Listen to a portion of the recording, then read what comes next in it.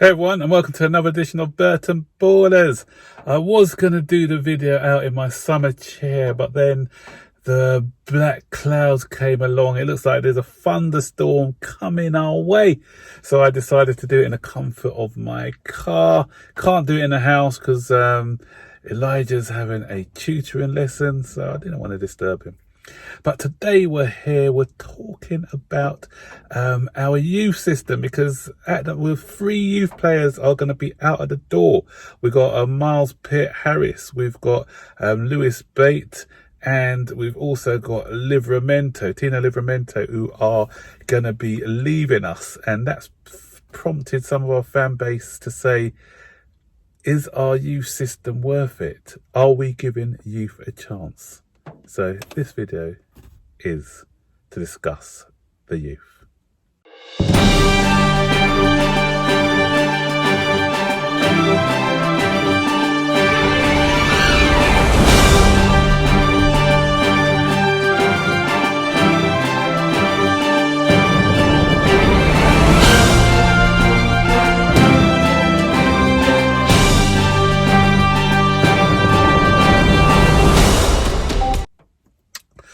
So guys, the sort of news that came out in the last couple of days was that there were 3 of our youth players who refused to sign contracts and they only had a year left, and they've decided to move to newer pastures.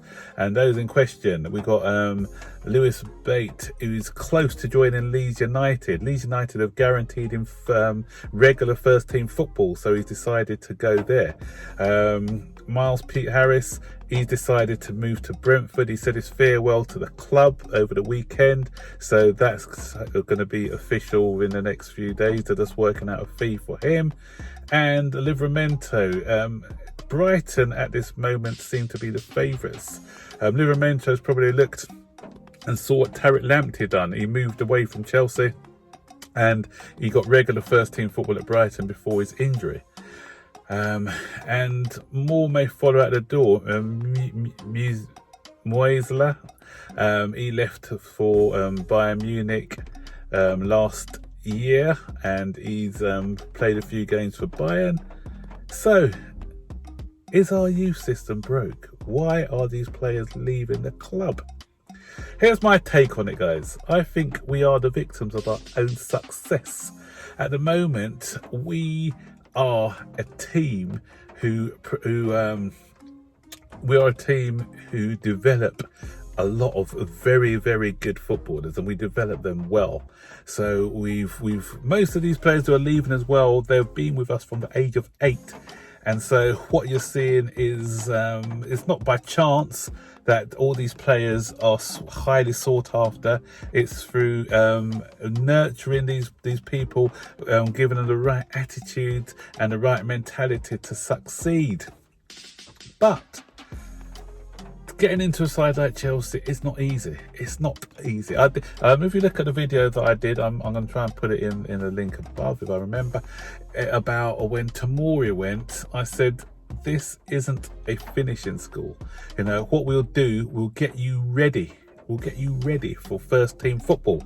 So I think the players should still come here. Young players should still come here, because Chelsea are a team who will develop you. So if you don't make it here, you can make it elsewhere.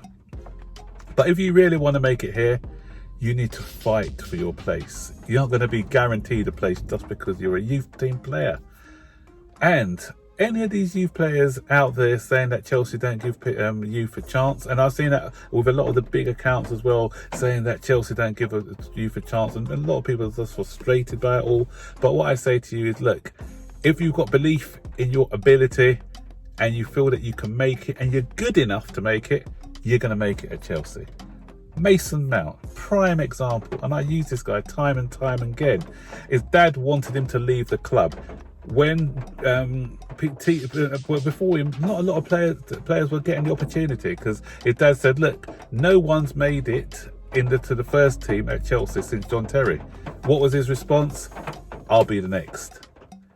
When he went to Vitesse Arnhem, again, it was when he wasn't first, he didn't break into the side first of all. His dad once again said, let's move to another club. He said, you know what, I'm going to stay here and prove myself. He ended up winning Young Player of the Year that season. Tuchel came in. He wasn't in the side to start off with in the first game. Next game he came in and he was undroppable for the rest of the season. Why? Because he's got the right attitude, the right mentality to succeed, and he's going to make it. The other one in there who's definitely going to have a big career at Chelsea is Reece James. Reece James has cemented a place in this first team squad. You know, he's played in the final of the Champions League. He's played in the FA Cup. So this guy, again, is come in and he's proved himself. So, you can hear the rain coming down, guys. So that says to me is, you know, we are a team. If you're good enough, we're not going to block your path. Why would they block the path of a younger player? Why? You know, I asked that question. You know, we want to be a team who don't want to spend loads of money on specific players. We want to, the reason why you have a youth system is that you don't have to spend money and you can create a star. So if you feel that you can create a star in a team, why go and sell him? You know, that's not the way Chelsea operate. A lot of people, sorry guys, I think it's hailstones now. So a lot of people though are looking at past what Chelsea used to do in the past, which I didn't agree with as well. The people who were blocking the youth pathway were, you know, your Drinkwaters, your Batshuayis, and people like Bakayoko, people like that.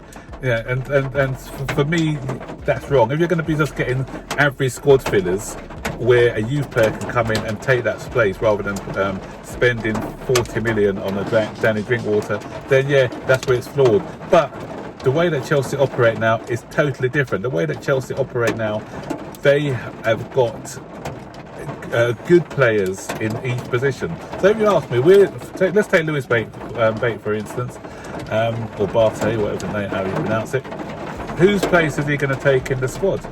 You know, is he better than, like, is he going to take Mason Mount, Ziyech, or is he going to take the place of Jorginho or Kovacic? No, he's not ready for that yet. Okay, so how are we going to promote him? You know, so we've got to think about it. Are we going to, you know, Livramento? That's a strange one. Livramento, if he had, if you know, Livramento was getting opportunities. He was training with the first team, so I think had he had enough patience, he would have played some games this season.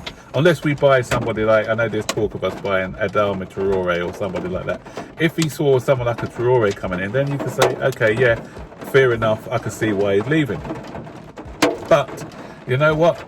We haven't bought anyone yet. He should have said, you know what, I feel that I am good enough to break into this side. But he didn't really have the stomach to fight for his place.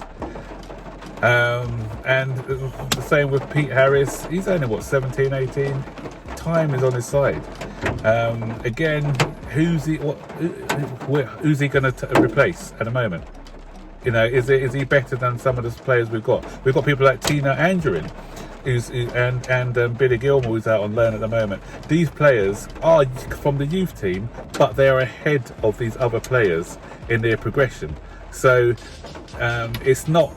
But you know, so it's not average players blocking the pathway for these youth players. And usually in a youth development squad, you just see it. Only one or two will break through every 2 or 3 years, and that's if one or two players are breaking through every 2 years in your youth academy, then you're doing something well. And for Chelsea, you know, the last couple of years we've seen one or two break through. So, or if you're sending people on for a profit, that means your academy is doing something well. So I feel like that our academy is doing something well. And you know, it's the likes of your Brentfords, your Brightons, and teams like that, because they can't afford to buy your 40, 50, 60 million pound players. That's what they have to do. They have to develop their own, or try and get players who are from the academies of some of the other teams. Leeds United done that with Jack Harrison, I think, obviously with Bate coming in now. Yeah, so those teams, yeah, because they are not rich enough to go out and buy the creme de la creme, so that's what they need to do. So the top teams like your Chelsea's, your Man U's, your Liverpool's and teams like that, then yeah, if there's a good youngster comes through, you know, you've seen it with Trent Alexander at Liverpool, and you're seeing it with the young midfielder whose name escapes me at the moment, but you know, people like that, and obviously Phil Foden at Manchester City, who are good enough, they'll break through. Rashford at Manchester United, another one. But you know, you have to prove yourself to be as good as or better than what you've got in the team at the moment. So, you know, that's my take on it. I know a lot of you are going to be disappointed. Oh, everyone likes to see the youth do well. I like to see the youth do well, you know, because it's part, you know, they're part of the Chelsea DNA. They've been here, and you know, they've got that affiliation with the club. And who doesn't like to see youth get a chance? But you know, it's not at the not at the expense of, you know, us not winning trophies and everything else. I know some people argue that we finished 4th last season with the youth team, but you know what? Are they gonna be good enough? If you look at yourself realistically, are these players good enough, even if they play 2 or 3 seasons together, to win us a Champions a title or the Champions League again? You know, you still need those stellar world-class players if you want to be successful at the club.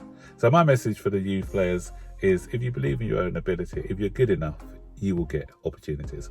What do you think, guys? Just let me know by commenting in the section below. Are we being unfair to our youth, or do you think they have to prove themselves before stepping into the first team? Yeah. Okay, now the hailstones have stopped just as I finished making that video, which is good. So I can go inside now without my bald head getting knocked by these hailstones. So have a good rest of the evening, and I'll see you on the next video.